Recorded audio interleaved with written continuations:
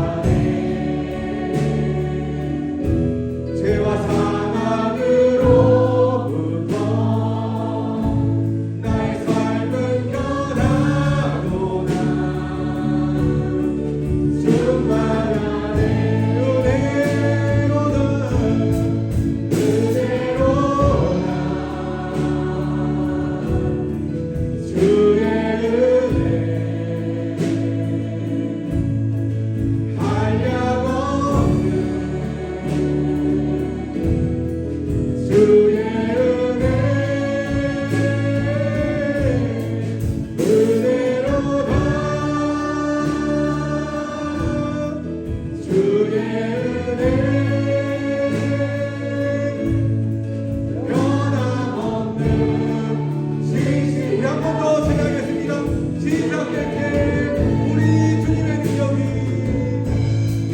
시작될 때 우리 주님의 능력이 나의 삶을 다스리고 새롭게 하네 자유하네 자유하네 죄와 사망으로부터 나의 삶은 변하노라 충만하네 은혜로다 주의 은혜 한량없는 주의 은혜 은혜로다 주의 은혜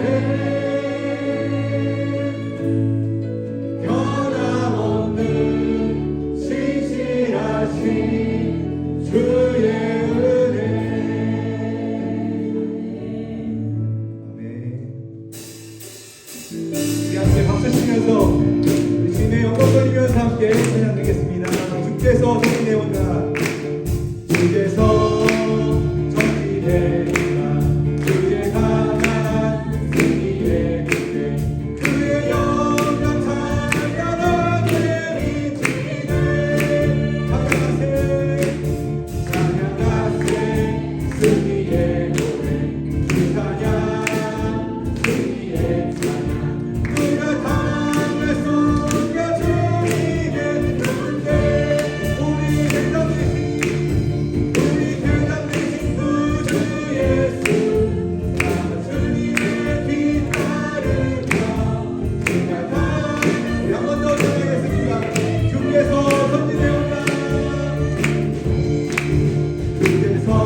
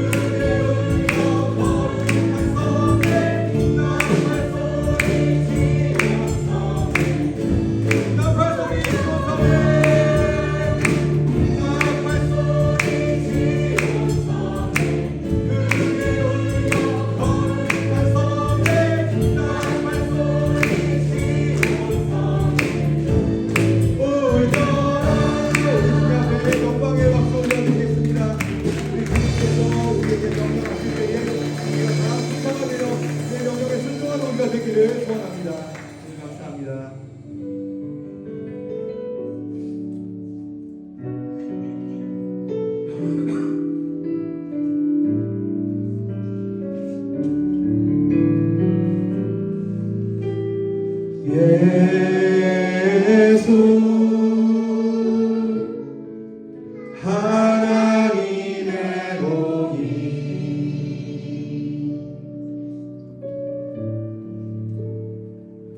주독 생자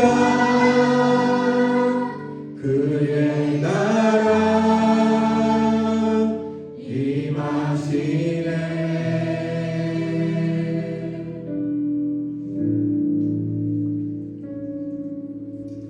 예수 제물이 되신 주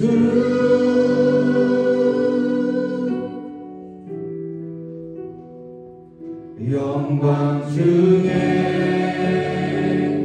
그의 나라 임하시네.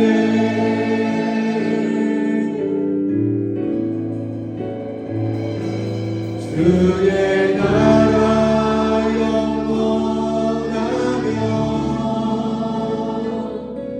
주의 영광 무궁하리. 왕의 위 영광 능력이 이제 임하였으니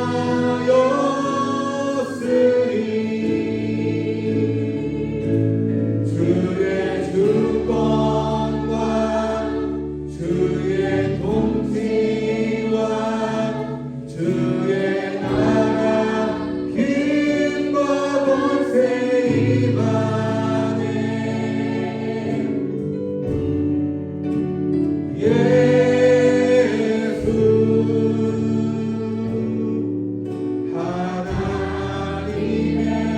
예수 하나님의 사랑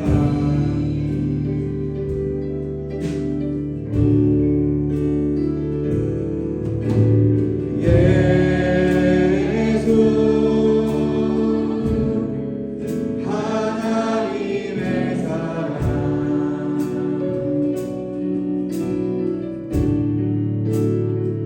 주의 왕 말씀으로 나타나네.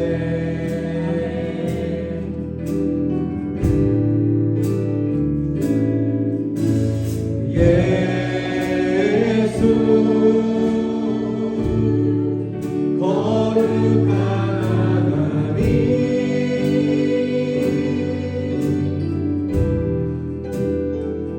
영광 중에 그의 나라 임하시네. 주의 나라 영원하며 주의 나라 영원하며 주의 영광 무궁하리. 왕의 위엄과 능력이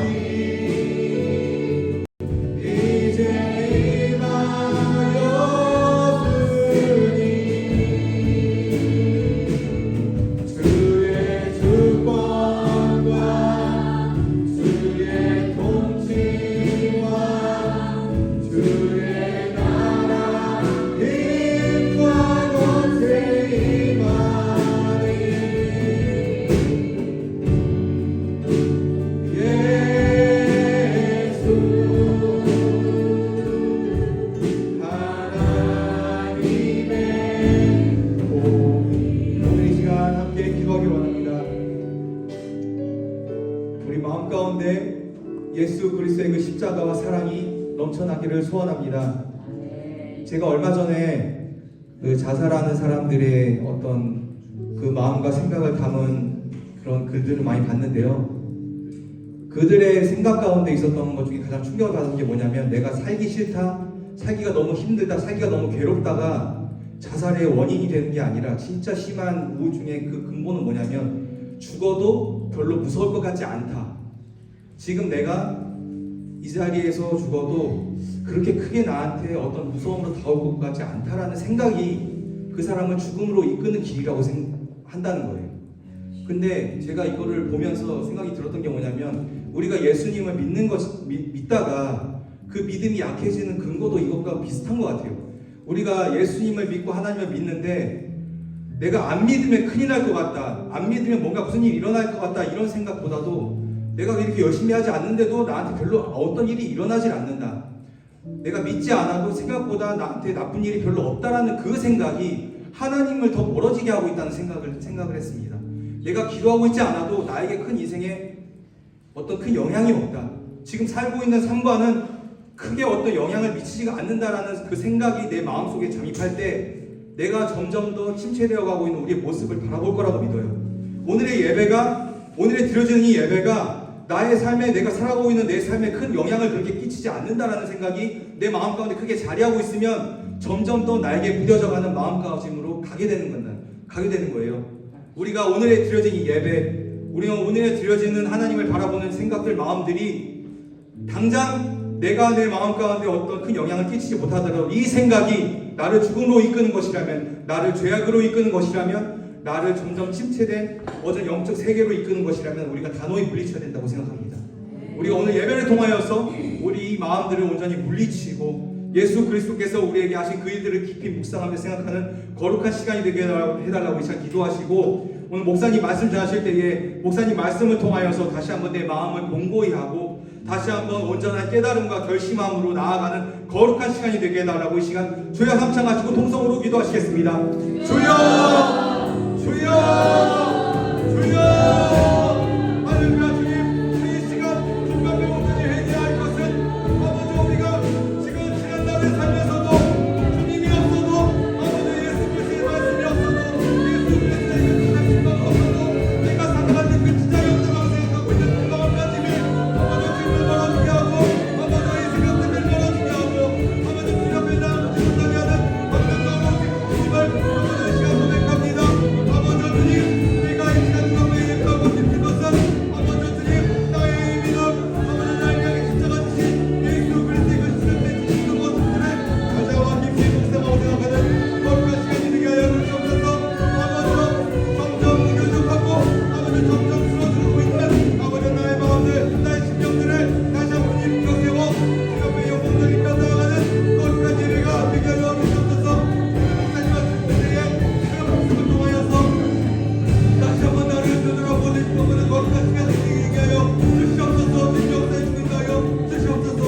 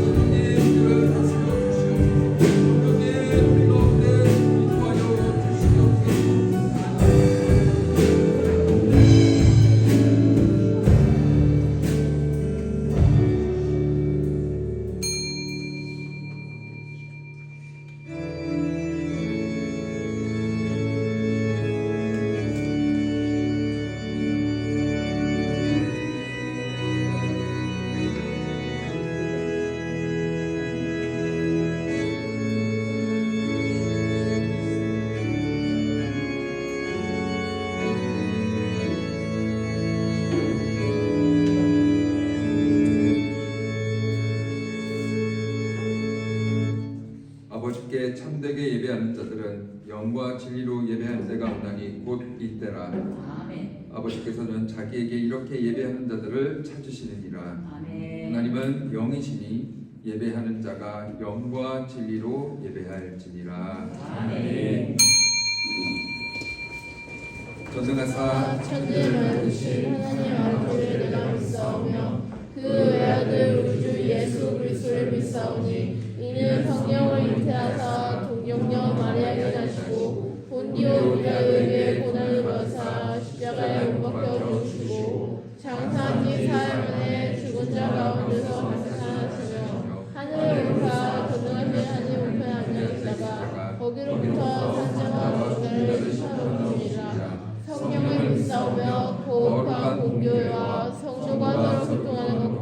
죄를 사용하는 것과 몸이 양식하는 것과 영원히 사는 것을 배웠나이다.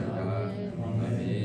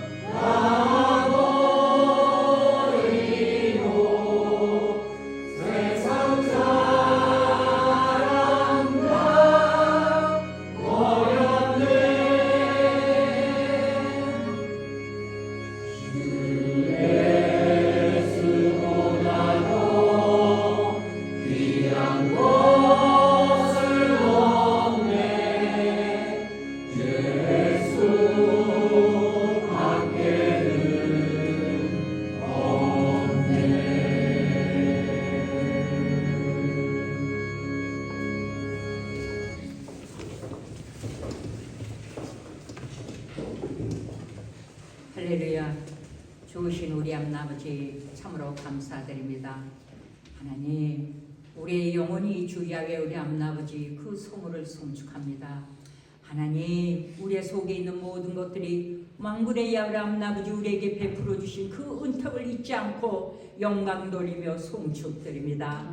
하나님 감사드립니다. 이 어두워져간 이 세상 속에서도 오늘 주일을 맞이하고 하나님의 귀한 성일이라 주 예수 이름으로 우리 하나님 아버지 귀한 자녀들이 하나님 아버지여 이곳에 주의 전을 찾아와 모여 하나님 아버지 앞에 감사와 찬양으로 경배드리게 하여 주시는데 참으로 감사하고 감사드립니다. 야훼 아버지, 오늘 이 예배가 하나님을 기쁘게 하는 예배가 되기 원합니다. 하나님 이르기서는 이 예배는 신령과 진정으로 드리라 말씀하시랍니다. 아버지요, 우리의 온 마음을 성령님이 사로잡아 주시옵소서. 성령님이 끌어주시지 않으면 우리 이 예배를 하나님 앞에 영광이 되지 않습니다. 성령님 이 예배를 주관하여 주시옵소서. 우리의 온 마음을 아버지와 다스려 주시오. 우리가 아버지의 신령과 진정으로 드리는 참된 예배가 되소 오로지 우리 아버지 편의 영광이요 기뻐 연락되는 삶자세가 되게 하여 주시옵시고 우리에게는 주 예수 그리스도의 은혜와 진리가 충만한 예배가 되도록 성령 하나님 인자하여 주시고 운행하여 주시옵소서. 살아계신 아버지 참으로 감사드립니다. 먼저 어린 양 예수 십자가 보혈의 피에 의지합니다. 하나님 이 세상 아버지여 바라볼 때 하나님 세상의 염려 걱정 근심으로 말미암아 하나님 우리가 이 주안에도 무엇을 바라보며 살아왔는지요. 하나님 예수 그리스도 안에 우리가 있었는지요. 하나님 아버지 우리의 마음을 돌이켜보게 하여 주시옵소서. 하나님 우리의 정과 욕심을 다 십자가에 못 박히라 말씀하셨는데 우리의 양목의 육신의 종류 이상의 자랑말을 가지고 살아왔던 것이 있습니까? 주님 우리를 돌이켜보게 하여 주시옵시고 하나님 이 순간까지 지은 죄의 허물을 주의 십자가 보혈의 피로 다시 한번 용서해 주시고 주의 보혈의 피로 정결하고 깨끗게 씻어 주시옵소서. 그래서 우리의 정결한 마음속에 이제는 자로나 우로나 치우치지 않고 믿음의 주여 우리를 온전케 하여 주시는 주 예수 그리스도만을 바라보는 굳세고 강한 믿음의 심령으로만 살아가도록 성령의 우리에게 강한 믿음으로 역사하여 주시옵소서. 좋으신 우리 아버지여 감사드립니다. 오늘 하나님이 세워주신 하나님의 귀한 사자 우리 하나님 아버지여 우리 김목우 목사님 하나님여 우로부터 내려오는 주의 성령의 기름 부음으로만 머리부터 발까지 푹 잠겨 주시옵소서. 하나님 말씀이 선포될 때 그 입술에 성령의 검을 붙여 주시옵소서. 하나님 말씀은 살아있고 운동력이 있어 좌우에 나선 어떤 것보다 예리하다 말씀했습니다. 우리의 아버지 마음의 생각과 뜻을 감찰한다 말씀하시라면 아버지 말씀을 통해서 주 예수님의 아버지 임재가 역사되게 해주시고 하나님의 나라가 임하게 해주시는 귀한 역사가 일어나게 하여 주시옵소서. 하나님 아버지 공의와 하나님의 아버지 하나님의 영광이 나타나는 치리가 있게 하여 주시오. 우리의 심령에 변화받게 해주시옵소서. 하나님 아버지 굳은 우리의 마음이 제거되게 하여 주시옵소서. 하나님 갑갑한 우리의 심령이 아버지 다 녹아지고 하나님의 생명의 말씀으로 우리가 다시 한번 변화를 받아 하나님 아버지여 썩어져가는 이 세상 바라보지 말게 해주시고 하나님 우리의 심령이 아버지 하나님의 뜻대로 하나님 아버지여 하나님의 아버지여 하나님을 쫓아 의와 진리와 거룩함으로 지음받은 하나님의 귀한 하나님의 신부들이 되어 살아갈 수 있도록 성령의 우리의 마음을 성령님이 주관해 주시고 갈아엎어 주시옵소서. 주님 감사드립니다. 그래서 우리 마지막 우리의 소망이 무엇입니까? 주님 하나님께 경배하며 찬양하며 감사드리며 간구하는 것이 끝까지 우리 주 예수 그리스도 십자가 보혈의 피와 하나님 말씀과 믿음을 붙잡고 살아 어린 양 혼인잔치 신부단장돼서 주님이 이 어려운 세상 주님 다시 오실 때 우리 다 칭찬받고 드림받을 수 있는 하나님의 귀한 신부들이 될 수 있도록 성령이 우리를 불쌍히 여주시고 우리를 끝까지 지켜주시고 보호하여 주시오. 하나님 영광이 되게 하여 주시옵소서. 이 모든 말씀 주 예수 이름으로 간절히 감사 기도드리옵나이다. 모든 시선을 주님께 드리고 살아계신 하나님을 느낄 때 내 삶은 주의 역사가 되고 하나님이 일하기 시작하네. 나누실 하나님의 말씀은 고린도후서 5장 17절에서 19절 말씀입니다. 고린도후서 5장 17절에서 19절 말씀 우리 다 같이 합독하도록 하겠습니다. 그런즉 누구든지 그리스도 안에 있으면 새로운 피조물이라 이전 것은 지나갔으니 보라 새 것이 되었도다. 모든 것이 하나님께로부터 났으며 그가 그리스도로 말미암아 우리를 자기와 화목하게 하시고 또 우리에게 화목하게 하는 직분을 주셨으니 곧 하나님께서 그리스도 안에 계시사 세상을 자기와 화목하게 하시며 그들의 죄를 그들에게 돌리지 아니하시고 화목하게 하는 말씀을 우리에게 부탁하셨느니라. 아멘.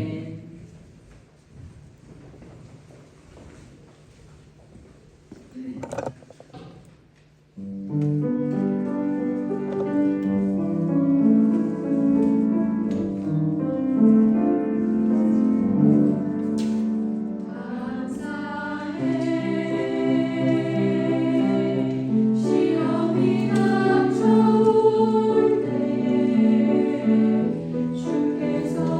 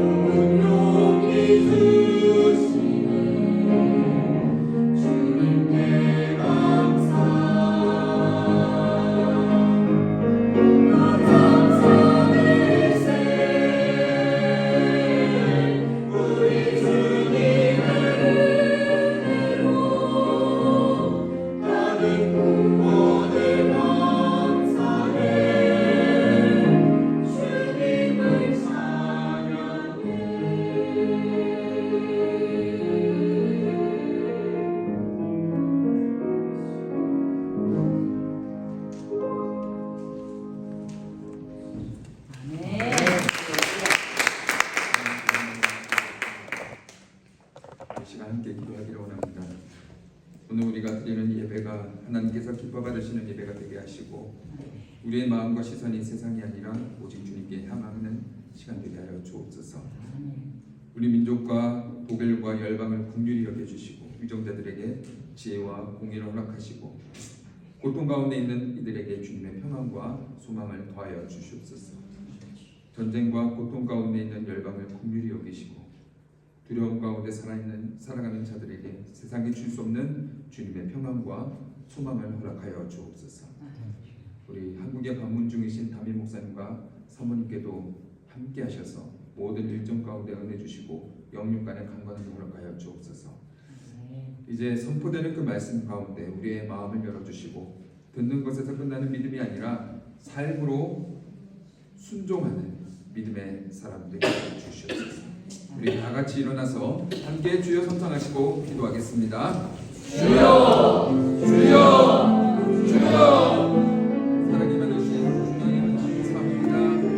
하나님 오늘 이 시간에 우리가 주님 앞에 나와 온전히 이 시간에 예배하는 원하신 하나님 우리의 기도를 주님께서 들어주시고 응답하여 주시옵소서. 우리가 드리는 우리의 모든 예배를 주님께서 경험하여 주시고 예배 자리뿐만 아니라 삶의 모든 자리에서 모든 하나님께 영광을 드리는 성도들을 하여 주시옵소서. 하나님 우리 땅의 모든 민족을 흔들어 주시고 모든 지도자들에게 하나님께 모든 지혜와 공의를 허락하여 주옵소서.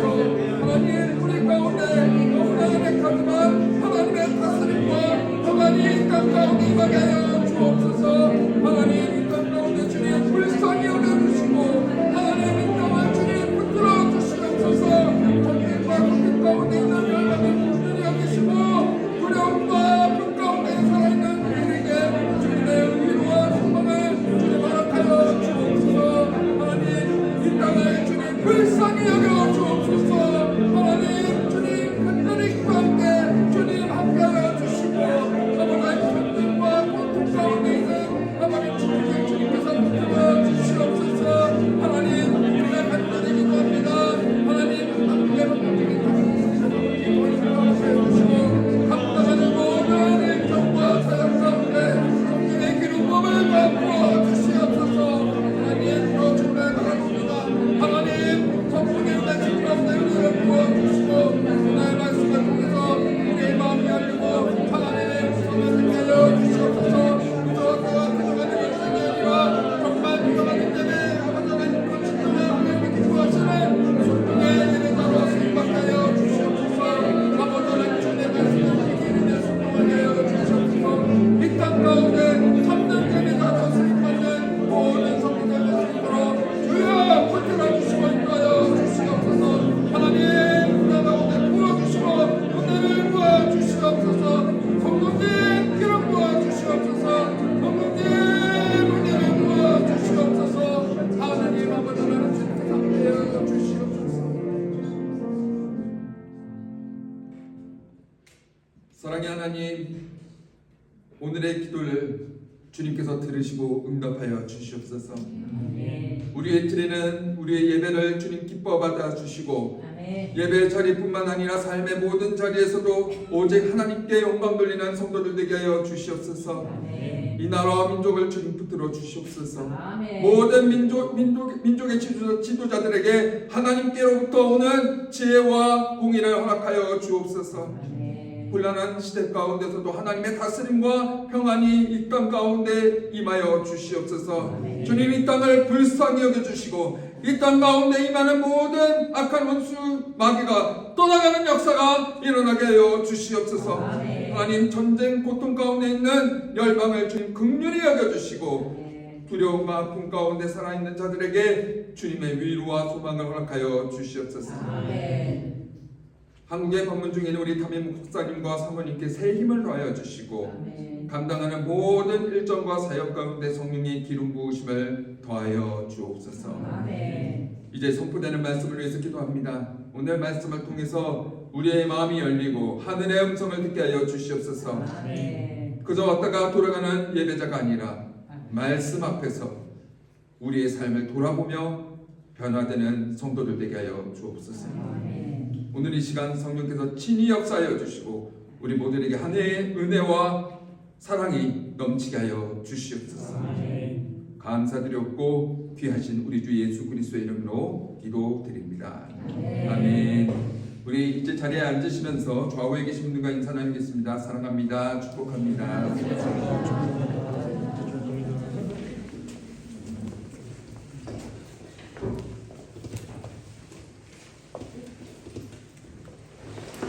지난 2주 동안 우리는 신앙의 기본에 대해서 다시 붙들었습니다.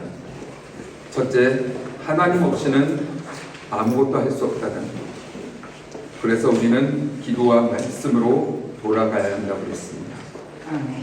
둘째로, 그렇게 은혜로 주어진 인생은 나의 작은 나라가 아니라 하나님 나라를 위해 살아야 한다고 했습니다. 그런데 오늘 우리는 더 깊은 질문을 하려고 합니다.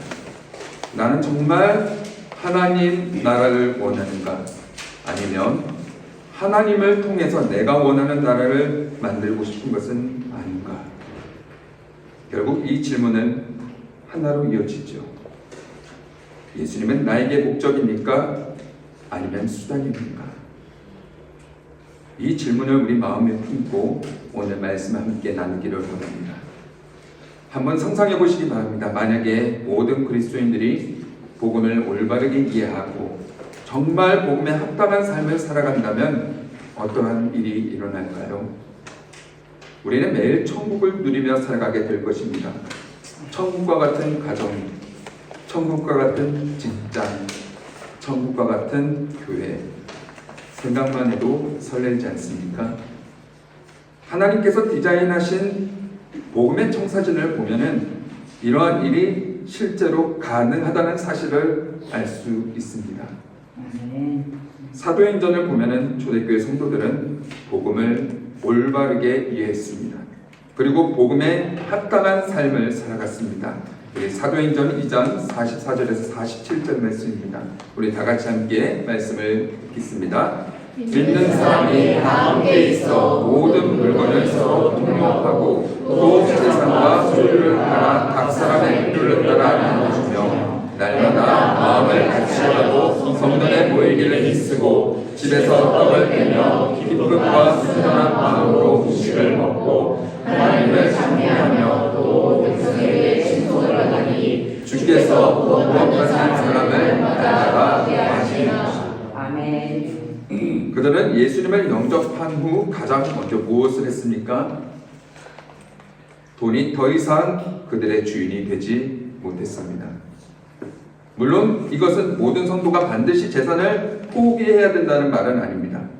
핵심은 소유의 문제가 아니라 무엇이 내 삶의 주인이 되는가 하는 문제입니다. 그들은 돈이라는 우상을 내려놨습니다. 자원에서 자신의 소유를 내어놓고 각자의 필요를 따라 나누어 주었습니다.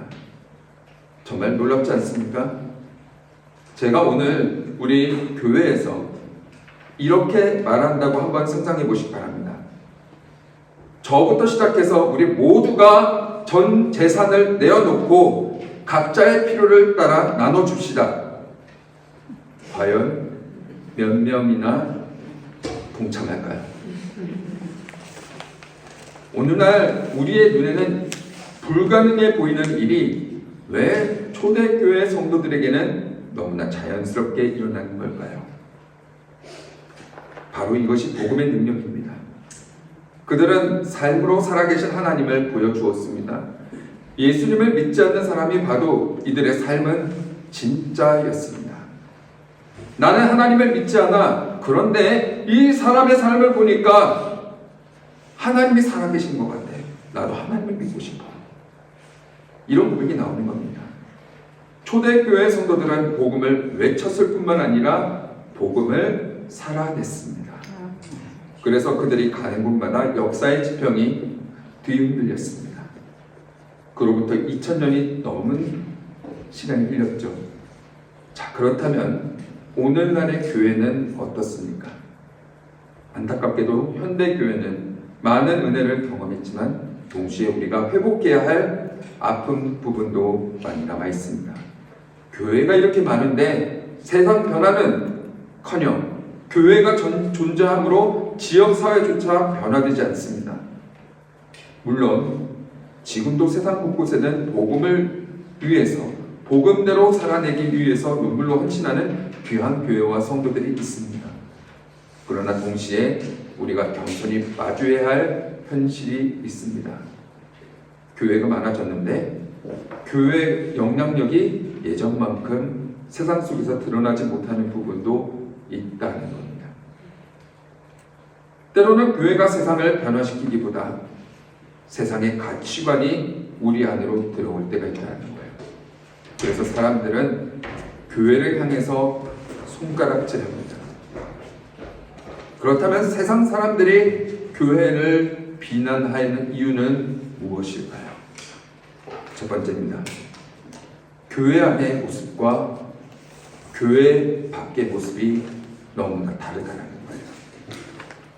교회에서는 거룩하고 친절해 보입니다. 집과 직장에서는 전혀 다른 모습으로 살아갑니다. 두 번째로는 축복을 원하는 그리스도인들은 많아요. 그리스도의 고난에 동참하려는 그리스도인은 매우 적습니다. 신앙생활의 본질은 나의 십자가를 지고 예수님을 따라가는 거예요. 그런데 오늘의 교회는 어떻습니까? 야성과 함께 본질을 잃어버렸습니다. 우리는 어느 순간 하나님께 받을 축복만 그리고 혜택만을 바라보게 되는 거죠. 세 번째입니다. 그리스도를 닮은 그리스도인을 찾아보기 힘들다는 거예요. 우리는 작은 예수가 돼서 삶으로 예수님을 보여줘야 되는데 세상은 우리 안에서 예수님의 모습을 발견하지 못하고 있습니다. 네 번째입니다. 세상 사람보다 더 잘 싸웁니다. 더 미워합니다. 더 용서하지 않는다는 거죠. 하나님은 분명히 사랑이라고 하셨어요. 정작 하나님의 백성이라고 하는 우리는 어떻습니까? 사랑을 잃어버리고 있어요. 마지막입니다.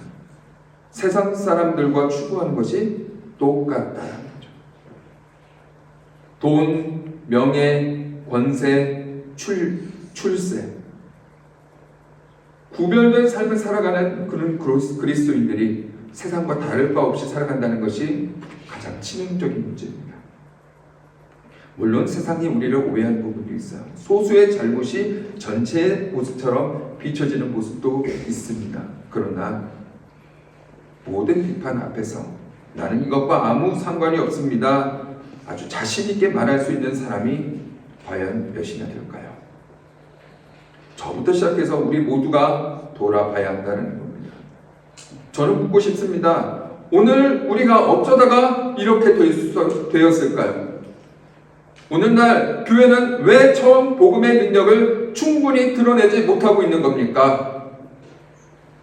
어디서부터 잘못된 걸까요? 가장 근본적인 문제는 첫 단추를 잘못 끼운 거예요. 옷을 입을 때 첫 단추를 잘못 끼우면 우리가 옷 전체가 삐뚤어지잖아요. 신앙생활도 마찬가지입니다. 신앙의 첫 단추를 잘못 떼면은 모든 것이 흔들리게 된다는 거죠. 그렇다면 신앙의 첫 단추는 무엇일까요? 복음입니다. 복음은 우리의 삶의 가장 중요한 기본기입니다. 그러나 제가 분명히 짚고 넘어가고 싶은 것이 있습니다. 오늘날 참 많은 사람들이 복음을 그저 기독교 신앙의 입문 과정이라고 생각하는 경향이 있어요. 복음은 처음 구원을 받을 때는 필요하지만 시간이 지나면 복음으로부터 멀어지고 더 높은 신학적인 단계로 올라가야 한다고 생각하는 거죠. 정말 그렇습니까? 아닙니다. 잘못된 생각이에요. 그와 동시에 복음보다 더 높은 진리는 없습니다. 그와 동시에 복음보다 더 깊은 깨달음 또한 없습니다. 복음은 신앙생활의 기초일 뿐만 아니라 본질이고 핵심이기 때문입니다. 진정한 신앙의 성숙이란 복음에서 시작해서 시간이 지날수록 복음에서 멀어지는 것이 아니라 오히려 복음에 더 깊게 뿌리 내리는 겁니다. 그렇기 때문에 복음을 올바르게 이해하는 것이 너무나 중요합니다. 복음이 신앙생활의 첫 단추이기 때문에 그런 의미에서 여러분들에게 묻고 싶습니다. 복음이란 무엇입니까? 여러분은 복음의 내용을 어떻게 설명하시겠습니까? 지금 이 시간 복음의 핵심 내용을 단 하나의 문장으로 한번 요약해 보시기 바랍니다. 아마 표현과 단어 선택은 다를 수 있겠으나 많은 그리스도인들이 이렇게 표현할 겁니다. 오직 예수를 믿음으로 구원을 받을 수 있으니 예수 믿고 천국 갑시다. 우리에게 가장 익숙한 복음의 내용입니다. 누군가가 우리에게 복음을 전했을 때 이렇게 전해주었을 가능성이 높고 우리 또한 다른 사람에게 이렇게 복음을 전했을 가능성이 높습니다. 그렇다면 여러분들에게 중요한 질문을 드리겠습니다. 이 메시지가 성경에서 우리에게 가르쳐준 참된 복음의 내용이 맞습니까? 제가 이렇게 질문하는 것을 보니 왠지 답은 아니요 같은데 왜 아닌지 모르겠다는 말이죠. 자, 그러면 질문을 다르게 바꿔보겠습니다. 이 내용이 성경적인가요? 여기서 흔들리시면 안 됩니다. 함정입니다. 맞습니다. 지극히 성경적입니다. 또 묻습니다. 이 모든 내용이 정말 사실입니까? 사실입니다. 예수님만이 길이고 진리고 생명이시기 때문에 다른 구원의 길은 없습니다. 아멘.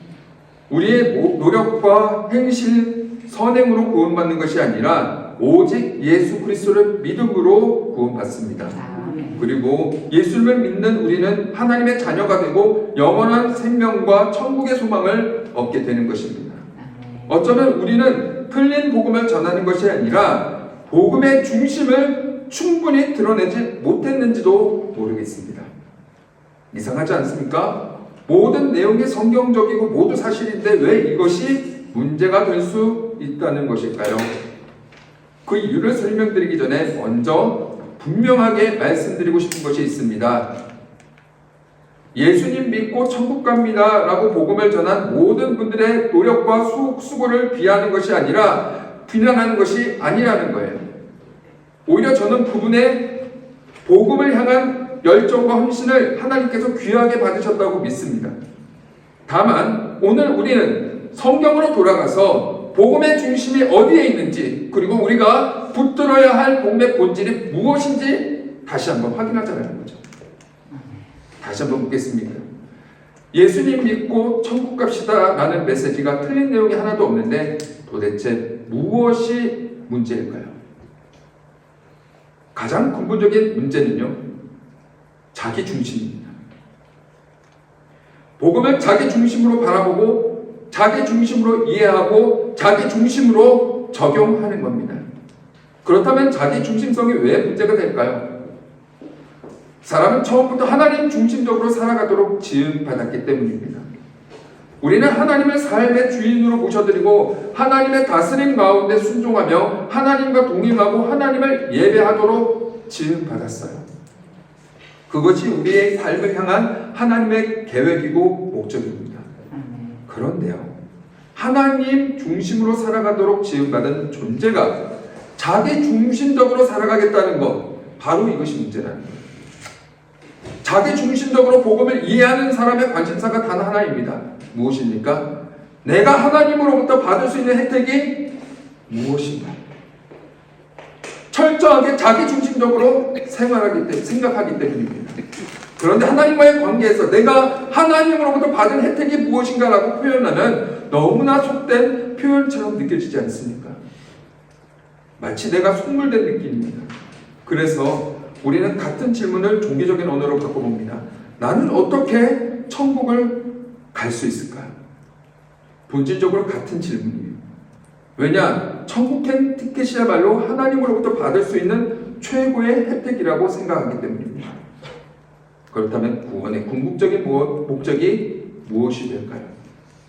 천국행 티켓이 되는 거예요. 자, 한번 잘 생각해 보십시오. 누군가에게 예수님 믿으세요 전했더니 그 사람이 묻습니다. 제가 왜 예수님 믿어야 됩니까? 그때 우리는 이렇게 대답합니다. 어떻게 대답합니까? 예수님 믿어야 천국 가니까요. 그렇다면 이 복음의 구조 안에서 최종 목적은 천국행 티켓이 되는 거예요. 그러면 예수님은 무엇이 되는 겁니까? 예수님은 목적이 아니라 수단이 되어버리는 거예요. 우리는 예수님을 천국 가기 위한 징검다리처럼 생각하는 거죠. 물론 천국을 사모하는 것은 잘못이 아닙니다. 천국은 하나님께서 약속하신 너무나 귀한 소망입니다. 문제는 천국을 원하는 마음이 아니라 하나님 없이 하나님이 주신 것만 원하는 마음이에요. 무엇인가 잘못돼도 심각하게 잘못됐다는 생각이 들지 않습니까? 이렇게 자기 중심적으로 복음을 이해하는 것이 왜 문제인지 제가 하나의 이야기를 한번 설명드리겠습니다. 옛날 옛적에 한 거지 소녀가 살고 있었습니다. 그 누구도 이 소녀에게 관심 가져주지 않았어요. 밥을 먹는 날보다 굶는 날이 훨씬 많았고요. 건강도 좋지 않아서 그대로 두면 겨울을 넘기지 못하고 목숨을 잃을 상황이었습니다. 그러던 어느 날 그 나라의 왕이 이 소녀를 보았어요. 그리고 그녀를 불쌍하게 여겼어요. 왕궁에 돌아와서도 소녀의 얼굴이 잊혀지지 않아요. 그래서 왕은 중요한 결심을 합니다. 내가 이 소녀와 결혼하리라. 아마 여러분은 이렇게 생각할 겁니다. 왕이 신분의 차이를 뛰어넘어서 신부로 맞이할 정도면 이 소녀가 굉장히 아름다웠구나. 미스코리아급이었구나. 아니요, 그렇지 않았습니다. 그리고 이 소녀는 아름답지도 않았고 성격도 괴팍했습니다. 건강도 좋지 않았습니다. 왕의 신부로 선택할 만한 조건이 하나도 없었습니다. 이 소녀가 선택된 유일한 이유는 왕의 전적인 은혜였어요. 사랑받을 자격이 있어서가 아니라 왕의 무조건적인 사랑 때문에 신부가 된 것입니다. 이제 왕이 신하에게 명령합니다. 가서 이 기쁜 소식을 전하라. 이보다 더 좋은 소식이 있을까요? 그런데 이 메신저가 아름다운 소식을 이렇게 전했다고 생각해 보십시오. 왕과 결혼하면 이 지긋지긋한 가난에서 벗어나서 왕궁에서 살 수 있으니 빨리 왕과 결혼하십시오. 이상하지 않습니까? 왕이 누구인지, 왕의 사랑이 얼마나 큰지, 왕과 함께하는 삶이 무엇인지에 대한 설명은 하나도 없습니다. 오직 관심은 하나. 왕과 결혼하면 내가 무엇을 얻을 수 있는가? 만약 이 소녀가 이렇게 한다면 어떨까요? 아, 그래? 왕과 결혼하면 왕궁에서 살 수 있단 말이지? 그러면 내가 왕과 결혼해 줄게. 사랑하는 성도 여러분, 우리는 이 이야기를 들으면 이상하다고 생각합니다. 어떻게 왕의 사랑을 받고도 왕궁만을 사랑할 수 있을까요?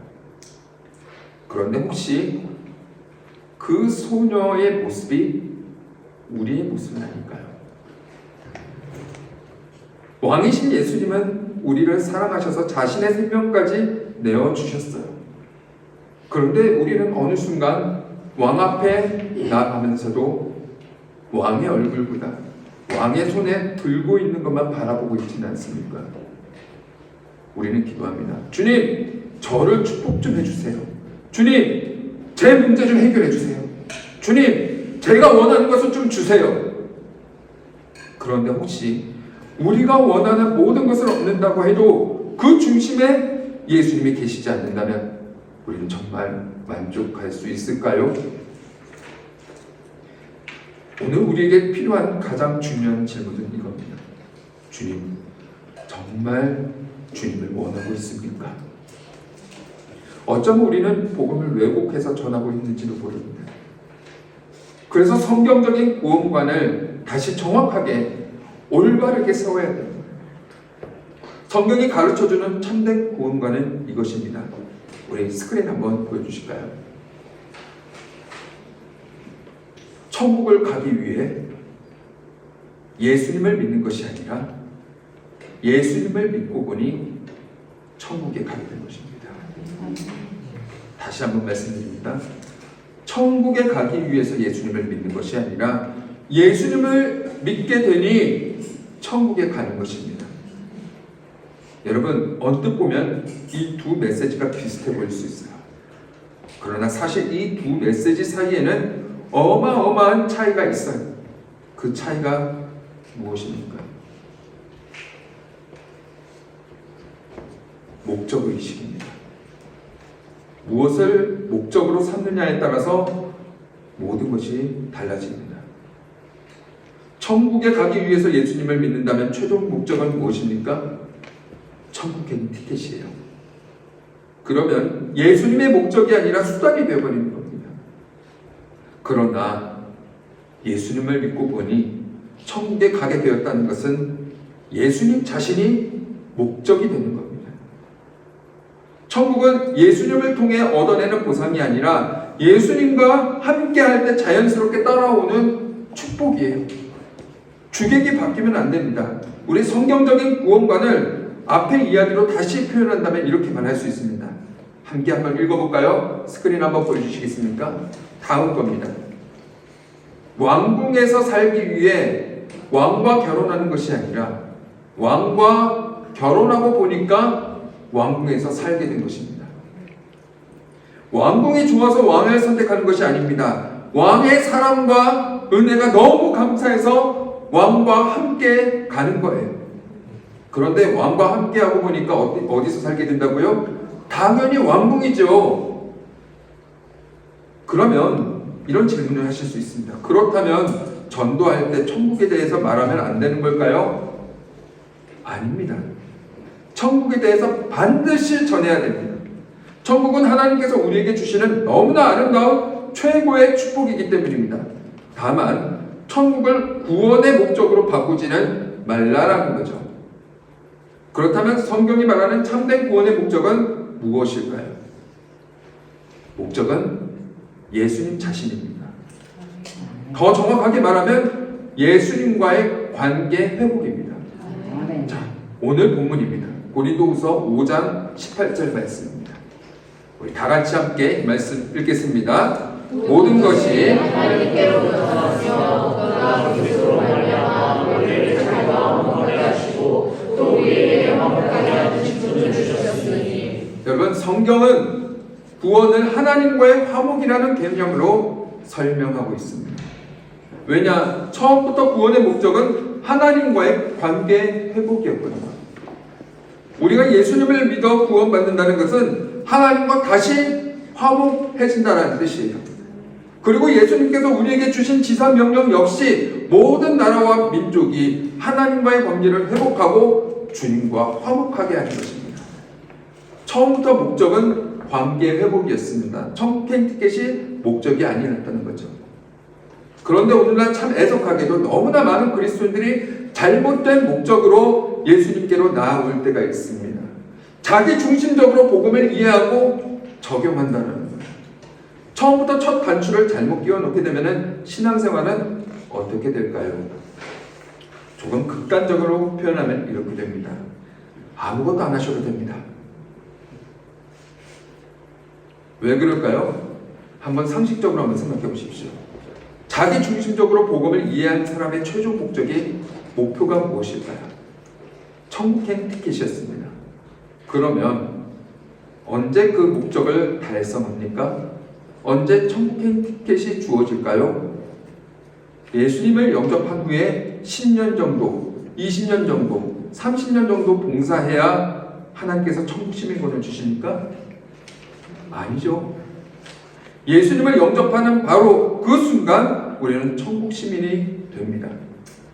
그렇다면 목적을 이미 달성한 거죠. 그러니 이렇게 생각하게 되는 거죠. 나한테 뭘 더 바라시는 거예요? 내가 도대체 뭘 해야 되는 거죠? 저는 이미 목적을 달성했는데요. 그런데 현실은 예수님을 영접하는 순간부터 오히려 신앙생활이 더 복잡해져요. 주위에서는 이제 교회 생활을 잘해야 한다고 말합니다. 성경 공부도 해야 되고요. 기도 모임도 해야 되고요. 예배도 잘 참석해야 한다고 말합니다. 시간이 지나면 헌금도 얘기하죠. 주일헌금, 절기헌금, 감사헌금, 성교헌금, 구제헌금. 머리가 지끈지끈 아파오기 시작하죠. 조금 더 지나면 이제는 봉사하고 섬겨야 한다고 합니다. 심지어 내 시간과 내 돈을 사용해서 선교 여행까지 다녀야 한다고 하죠. 그러면 이런 생각이 있죠. 잠깐만요. 저 이런 거 한다고 약속한 적 없어요. 분명히 예수님 믿고 천국 가자고 하셨잖아요. 그래서 저는 천국 가려고 예수님 믿었어요. 이미 목적을 달성했는데 왜 이렇게 요구사항이 많은 겁니까? 그런 사람에게 신앙생활의 동기를 주기 위해서 우리는 보통 이렇게 얘기하죠. 그래도 하나님 말씀대로 살아야 됩니다. 그래야 천국에서 상급이 있을 테니까요. 그러면 어떤 사람은 이렇게 대답합니다. 저기요, 됐습니다.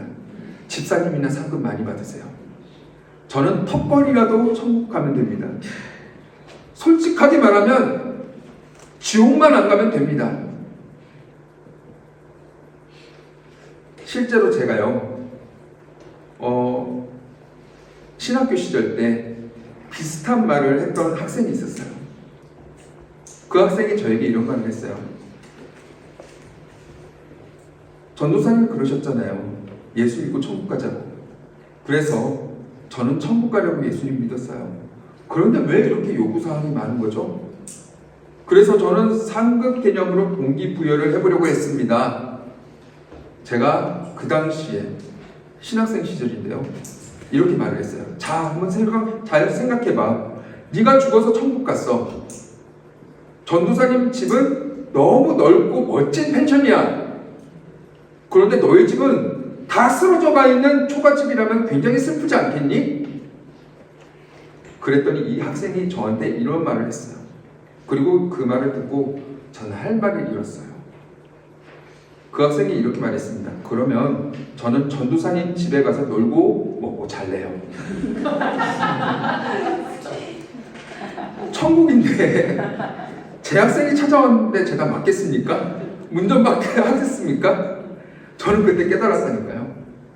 사실 이 학생이 문제가 아니었습니다. 어쩌면 그 학생은요, 자신이 들은 복음을 가장 논리적으로 적용하고 있었던 거예요. 문제는 그 학생의 대답이 아니라 그 학생이 이해하고 있던 복음의 방향이었어요. 복음의 목적이 예수님이 아니라 천국행 티켓이었다면 신앙생활의 이유를 설명할 수 없게 됩니다. 제가 그때 깨닫게 된 거예요. 교회도 나오고 봉사하고 헌금 생활하고 선교여행 가기도 하죠. 그러나 이렇게 자기중심적으로 신앙생활을 시작하는 사람은 이 모든 일을 하면서도 마음속에 품고 있는 중요한 질문이 있는 거예요. 모든 선택의 기준이 되는 질문입니다. 이것이 나에게 어떤 혜택이 있을까? 처음부터 예수님께 왜 나왔습니까? 혜택을 얻기 위해서. 첫 단추부터 자기중심적으로 끼워놓은 사람은 신앙생활을 오래 해도요, 계속 자기중심적으로 생활합니다. 물론 그 혜택이 꼭 물질적인 것만은 아닙니다. 열심히 봉사하고 섬길 때 사람들이 나를 인정해 주잖아요. 와, 저 사람 정말 성실한 사람이야. 저 사람 정말 괜찮은 사람이네. 사람에게 인정받고 싶은 마음 자체가 잘못됐다는 건 아닙니다. 그러나 그게 신앙의 목적이 될 때 우리의 마음은 쉽게 흔들릴 수 있다는 거예요. 혜택이 크면 열심히 섬깁니다. 그러나 혜택이 줄어들잖아요. 점점 건성으로 섬기기 시작합니다. 그리고 혜택이 사라지면 시험에 들어가요. 불평하기 시작합니다. 때로는 신앙의 기쁨을 잃어버리고 공동체로부터 마음이 멀어지게 됩니다. 왜냐? 이 교회는 나에게 주는 혜택이 적다고 판단하기 때문에. 이렇게 철저하게 자기중심적으로 신앙생활을 하면 결국 신앙의 목적이 무엇이 됩니까? 내가 인정받고 내가 원하는 것을 얻고 나와 내 가족이 축복받는 것이 목적이 되는 것입니다. 그렇다면 이제 우리는 다시 복음 앞에 서야 되지 않겠습니까? 내가 예수님을 믿는 이유가 무엇인지, 내 신앙의 목적이 어디를 향하고 있는지 우리 자신이 점검해 봐야 된다는 거죠. 복음은 하나님을 이용해서 내가 원하는 것을 얻어내는 것이 아닙니다. 복음은 잃어버렸던 하나님과의 관계가 회복되고 예수님 자신이 나의 가장 큰 기쁨과 목적이 되는 것입니다. 천국은요, 너무나 귀한 하나님의 선물이에요. 그러나 우리가 붙들어야 할 가장 큰 선물은 천국이라는 그 장소보다 그곳의 주인이신 예수 그리스도라는 거죠. 사랑하는 여러분, 사실 오늘 이 말씀은 다른 사람에게 먼저 해야 할 말씀은 아니었습니다. 제가 이 말씀을 묵상 여러분들에게 나누기 전에 오랫동안 고민했던 부분이었어요. 저는 모태신앙으로 자라면서 늘 예수님을 믿는다고 말했습니다. 그런데 어느 순간 제 모습을 보니까 제가 오늘 말씀드린 그 모습이 바로 제 안에 있었던 거죠. 하나님을 드러낸다고 하면서도 어느 순간에 저 자신을 드러내고 있는 거예요. 그러다 어느 날에 주님께서 부족한 저를 주의 종으로 불러주셨어요. 그런데 그 부르심 앞에 섰을 때 오히려 제 모습이 더 선명하게 보여졌어요. 하나님을 위해 살겠다고 말하면서도 정작 제 중심에는 제가 있었다는 사실을 깨닫게 된 거죠. 그 사실 앞에서 제가 하나님 앞에 죄송했습니다. 주님 앞에 회개했습니다. 하나님, 제가 주님을 믿는다고 하면서 결국 저를 위해서 살았습니다. 그렇게 주님 앞에 다시 엎드릴 때 제 마음 가운데 주님이 주신 한 가지 마음이 있었어요. 내 마음을 다른 사람에게 전하라. 그때부터 제 안에 붙잡고 있었던 것이 있었습니다. 신학교를 다니면서 정말 수업과 과제로 바쁜 시간이 너무 많았는데 놓치지 않으려고 했던 것이 딱 하나 있었어요. 바로 복음 전하는 일이었습니다. 제가 공부했던 곳은 완전 시골이었어요. 완전 논밭입니다. 일주일에 한 번은요, 그럼에도 불구하고 본 쾌년으로 나갔습니다. 친구들과 함께 갈 때도 있었고 저 혼자 갈 때도 있었습니다. 길거리에서 만나는 사람들이 제가 신학생인지 누가 알겠습니까? 어떻게 알겠습니까? 제가 예수님을 믿는 사람인지 누군지 누가 알겠습니까? 엄청 거절당했습니다. 저 이런 거 안 믿어요. 필요 없습니다. 차갑게 지나가는 사람들도 많았습니다. 그런데 이상하게도 포기할 수가 없었습니다. 제 안에 주님이 주신 마음이 계속 남아있었기 때문이죠. 그때 깨달았습니다. 예수님을 믿는다는 것은 내가 필요할 때만 예수님을 찾는 것이 아니라 예수님이 내 삶의 목적이 되는 거죠. 시간이 지나 사역하면서도 힘든 순간들이 찾아왔습니다. 직장 생활과 목회 사역을 함께 하면서 어느 순간에 제 마음이 완전히 지쳐버릴 때가 있었어요. 숨을 쉬기 어려울 정도로 답답했어요. 번아웃이 온 거죠. 하나님, 저 너무 힘듭니다. 그런 순간들이 되게 많았어요. 그런데 그때 주님이 제 마음 가운데 주시는 감동이 있었어요. 나가라. 나가서 다시 복음을 전해라. 솔직히 이해가 되지 않았어요. 주님, 저 너무 힘든데요. 제가 지금 누군가를 도울 상황이 아니라 제가 먼저 회복돼야 될 것 같은데요. 그런데 주님은 다시 나가라고 말씀하셨어요. 그래서 나갔습니다. 그리고 그 자리에서 제가 깨달았습니다. 제가 누군가를 살리기 위해 나간다고 생각했는데 사실은 주님이 저를 다시 살리고 계셨던 거죠. 저는 지금 복음을 전하러 나갔지만 주님은 그 시간을 통해서 제 마음을 회복시키고 계셨던 거예요. 그때 제 마음 가운데 예수님의 모습이 떠올랐습니다. 예수님도 그러셨어요. 하나님 나라를 위해서 사셨지만 사람들은 예수님을 거절했어요. 조롱했고 외면했고 결국 십자가에 못 박았습니다. 그런데 예수님은 끝까지 그 길을 가셨던 거죠. 왜냐? 예수님의 목적은 사람들의 인정이 아니라 하나님의 뜻이었기 때문입니다. 그 순간에 주님이 제 마음을 만져주시는 거예요. 그래, 내가 걸어간 길이야. 너 혼자 걷는 길이 아니야. 지금도 가끔 그런 생각이, 그런 시간들이 있어요. 마음이 지치고 아무것도 하고 싶지 않을 때 주님은 다시 복음 안으로 저를 부르십니다. 그래서 순종해서 나가면 깨닫게 됩니다. 제가 주님을 위해 무엇인가 하고 있다고 생각했는데 사실은 주님이 그 자리에서 저를 만나주고 계셨던 거예요. 복음을 전하는 시간이 누군가를 살리는 시간이 아니라 주님이 저를 다시 살리시는 시간이 되었던 거죠. 사랑하는 여러분, 누군가는 여러분을 이해하지 못할 수도 있습니다. 때로는 예수님 때문에 무시당할 수도 있어요. 그러나 그때 예수님을 바라보십시오.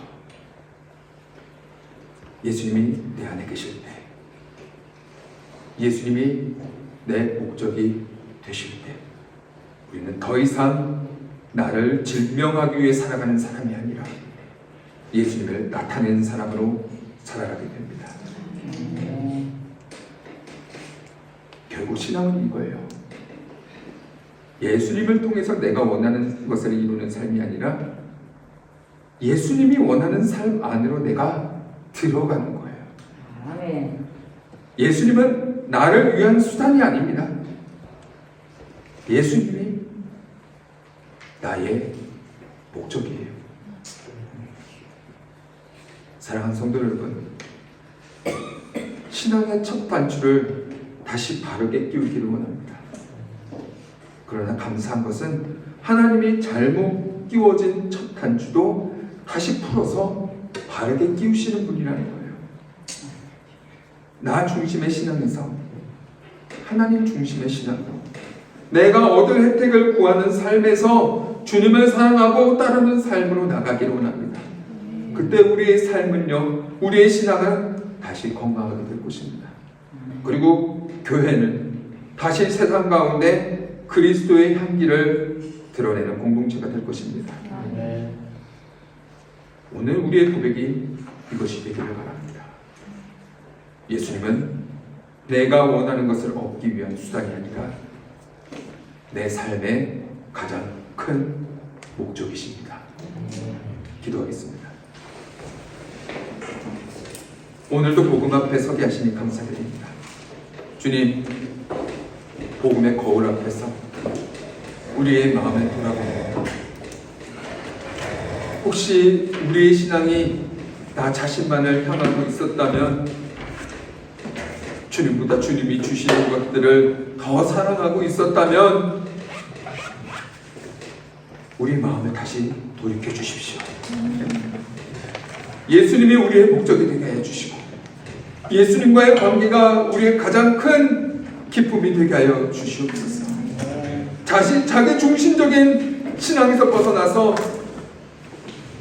하나님 중심으로 살아가는 저와 모든 성도들이 될 수 있도록 인도하여 주옵소서. 감사드리옵고 귀하신 우리 주 예수 그리스도의 이름으로 기도드립니다. 아멘. 우리 함께 찬양하겠습니다.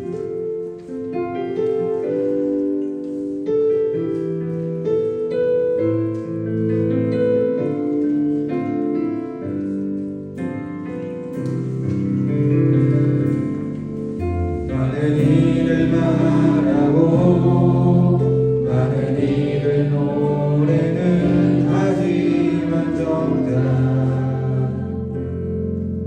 가지 않는 길 두려운 생각보다 많이 힘들고 험한 길보는 그저 말로만 가려기에 점점 멀어져만 가네. 내게 생명 주었던 그 길 점점 이용하려 하네. 내게 사랑 주었던 그 길 다시 보면 안 돼. 내 영혼 선에 주님 만나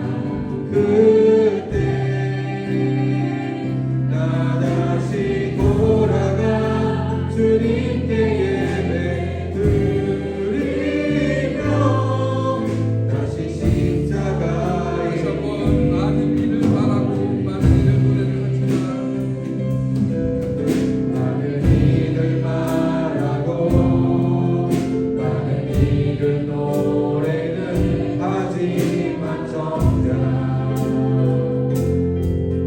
가지 않는 길 두려운 생각보다 많이 힘들고 험한 길보단 그저 발로만 가려기에 점점 멀어져만 가네. 내게 생명 주었던 그 길 점점 미워가려 하네. 내게 사랑 주었던 그 길 다시 보는 앞에 내 영혼 선에 주님 만나 그때 나 다시 돌아가 주님께 예배 드리며 다시 십자가에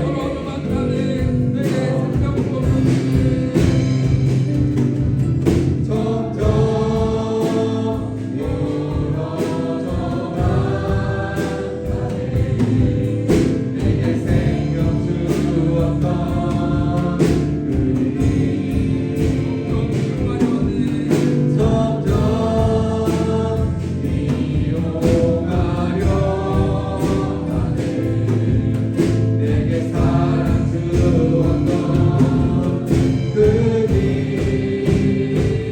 다시 보는 앞에 내 영혼 선에 주님 만나 그때 나 다시 돌아가 주님께 예배 드리며 다시 십자가에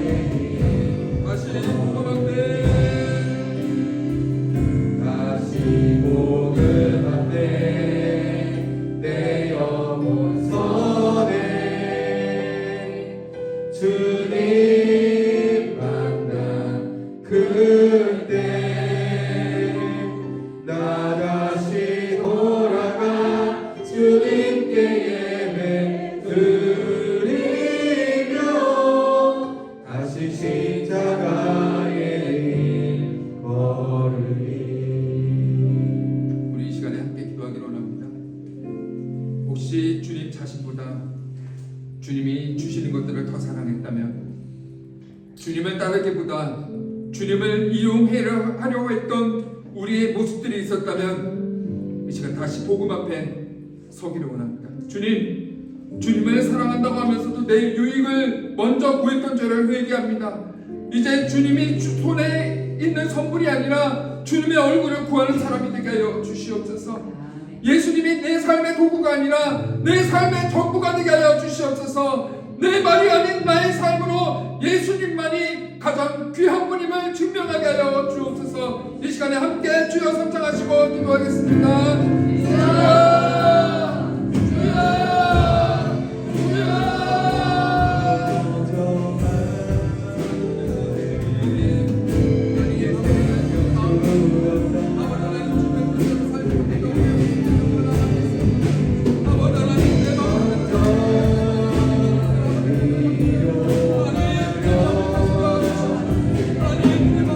내게 사랑 주었던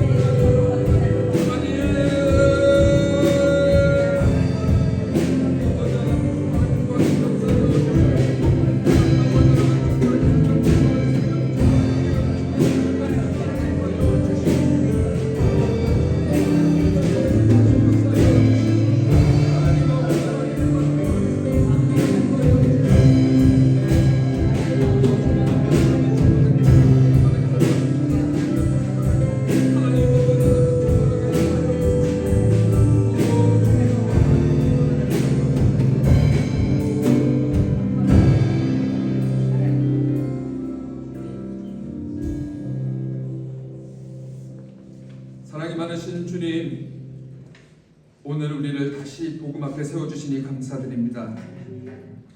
이 시간 다시 고백합니다. 예수님은 우리의 수단이 아니라 목적이십니다.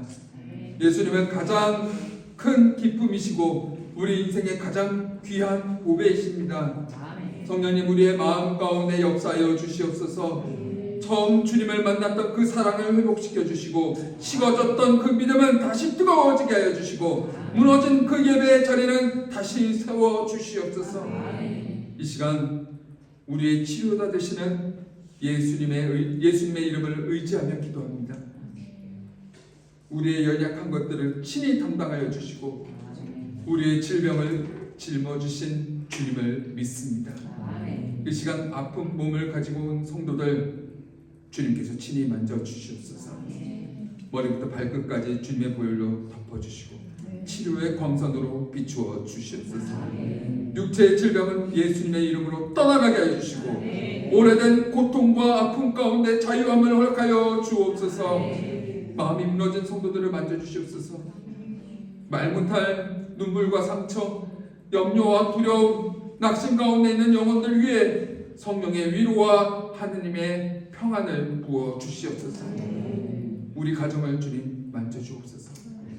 깨어진 관계가 회복되게 해주시고 잃어버린 기쁨을 다시 살아나게 해주시고 우리 가정들마다 예수님이 주인 되시는 은혜가 있게 하여 주시옵소서. 이 시간 다시 고백합니다. 우리의 가장 큰 기적은 문제 해결이 아니라 예수님을 만난 것입니다. 우리의 가장 큰 축복은 환경의 변화가 아니라 예수님이 우리와 함께 하시는 것입니다.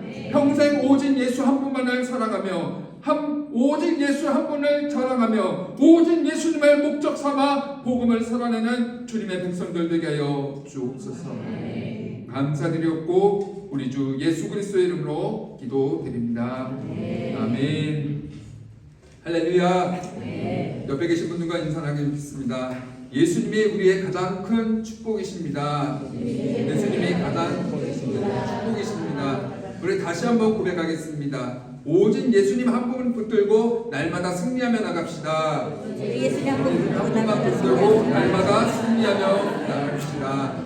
주님 은혜 주신 은혜에 감사해서 정성껏 예물을 드리겠습니다.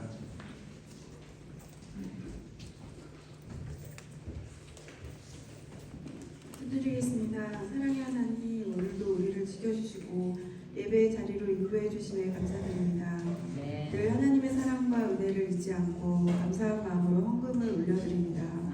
드린 손길 하나하나 주님께서 기억하여 주시고 물질뿐 아니라 우리가 사는 삶이 주님을 기쁘게 하시고 믿음의 간증을 올려드리는 저희가 다 되게 하여 주시옵소서. 감사드리며 오늘 말씀 우리 주 예수 그리스도 이름으로 기도드렸습니다.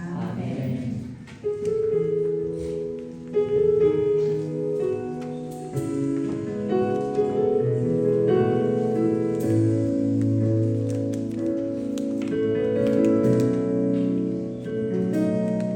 주님을 사랑하는 기쁨을 즐거움을 빼앗기지 않게 하소서.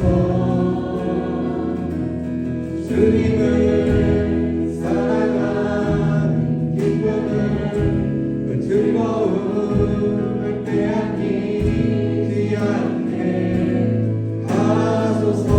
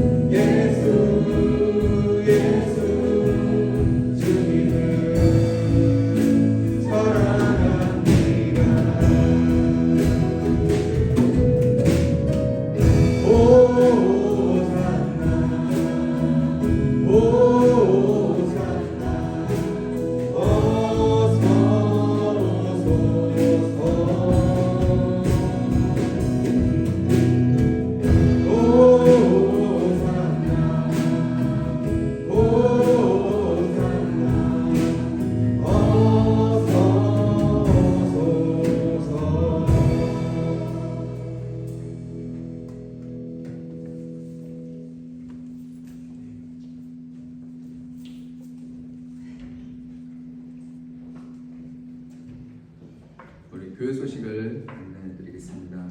담임 목사님께서는 한국을 방문 중이십니다. 계속 목사님을 위해서 기도해 주시고 모든 일정 가운데 하나님의 은혜와 평강이 함께하도록 계속 기도해 주시기 바랍니다. 우리 노방전도 안내해드립니다. 7월 11일 날 오후 2시부터 프랑크푸르트 짜일에 마일자일로 신청을 했더니 마일자일에 지금 자리가 없어서 다윗과 골리앗 동상 앞에서 노방전도가 진행될 예정입니다. 모든 성도들이 한 마음으로 연합해서 복음을 전하고 하나님의 사랑을 나누는 귀한 시간 되기를 바랍니다. 그리고 우리 중고등부 영국 전도 여행이 7월 17일부터 23일까지 진행됩니다. 모든 일정 가운데 하나님께서 함께하시고 안전하게 지켜주시고 참여하는 학생들과 선생님들이 복음 안에서 더욱 믿음으로 세워지는 은혜의 시간 되도록 기도해 주시기 바랍니다. 지금 여기에 김낙환 집사님이 자리를 비우셨어요. 우리 김낙환 집사님이 눈 주위에 대상포진으로 인해서 병원에 입원해서 치료받고 내일쯤 해서 다시 퇴원하신다고 합니다. 속히 회복돼서 건강 찾을 수 있도록 여러분들께서 계속 기도해 주시기 바랍니다.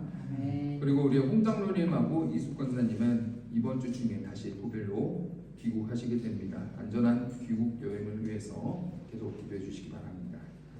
자, 저기 서원이가 어디 있죠? 서원이가 지금 아비 투어를 마쳤어요. 우리 앞으로 잠깐 볼까요?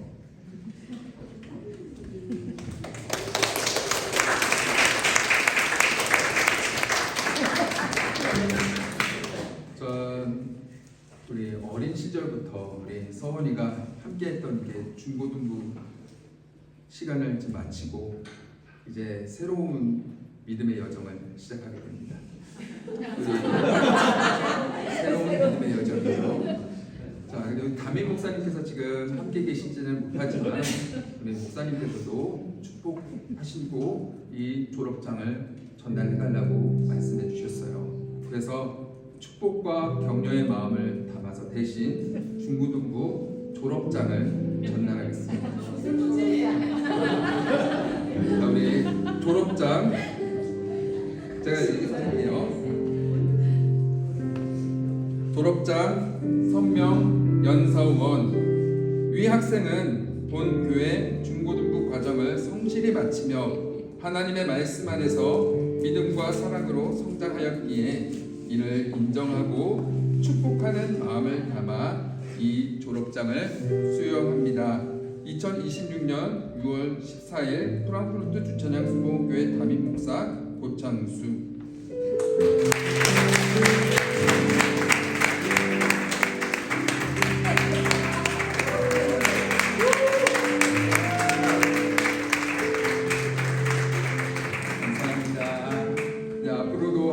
귀하게 쓰임받는 우리 서원이 되도록 계속 기도해 주시기 바랍니다. 자, 우리 예물을 위해서 잠깐 기도하도록 하겠습니다. 사랑이 많으신 주님 감사합니다. 주님 주신 은혜에 감사해서 이 시간 정성껏 예물을 드렸습니다. 이 예물 주님께서 함께하여 주시고 무엇보다도 우리가 주님께 무엇을 얻기 위해 나가는 사람이 아니라 이미 우리에게 가장 큰 선물이 되어 주신 그 예수님으로 인해서 감사하는 사람 되게 하여 주시옵소서.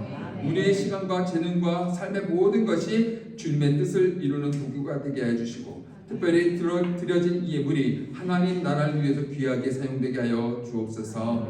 감사드렸고 우리 주 예수 그리스도의 이름으로 기도드립니다. 아멘. 주